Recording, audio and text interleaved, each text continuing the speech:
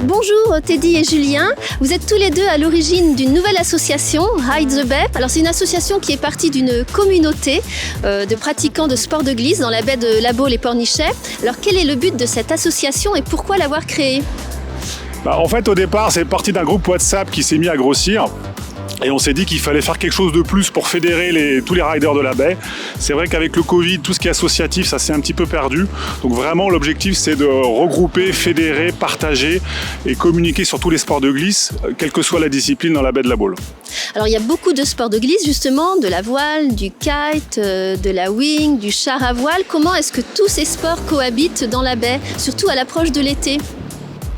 Alors pour ça, on est en contact avec les différentes mairies. Il y a eu des réunions et avec la SNSM et avec les mairies pour pouvoir définir quelles étaient les règles de navigation pendant la saison et également établir des chenaux spécifiques à chaque catégorie. Alors c'est un petit peu le but de l'association, que tout le monde cohabite le mieux possible. On a un exemple précis ici, devant le ruisseau Mazy.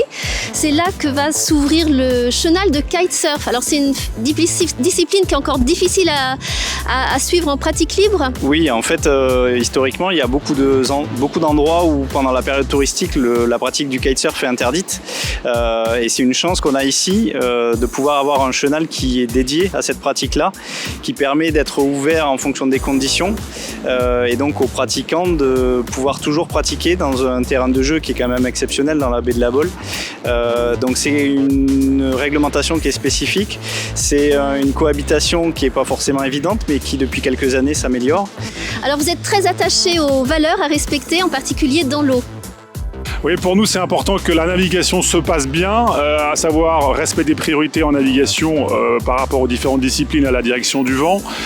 Et c'est vrai qu'aujourd'hui, on a tendance quand même à se mettre à l'eau un peu chacun dans son coin en fonction des disciplines.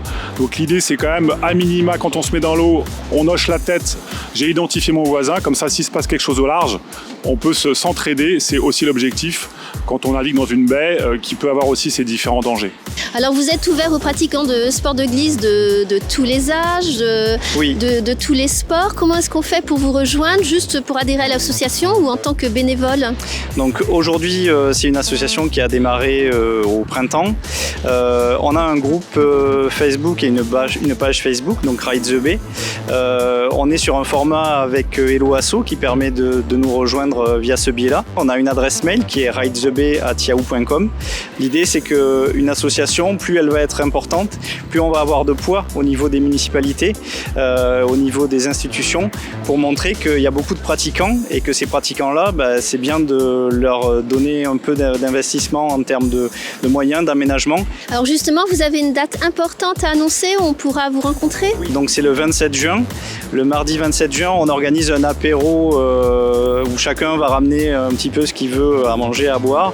Le but, c'est de se réunir justement ici et puis pouvoir se rencontrer un peu avant la période estivale où il va y avoir beaucoup d'affluence. On a lancé l'apéro à 19h30. Parfait. Merci Julien, merci. Teddy.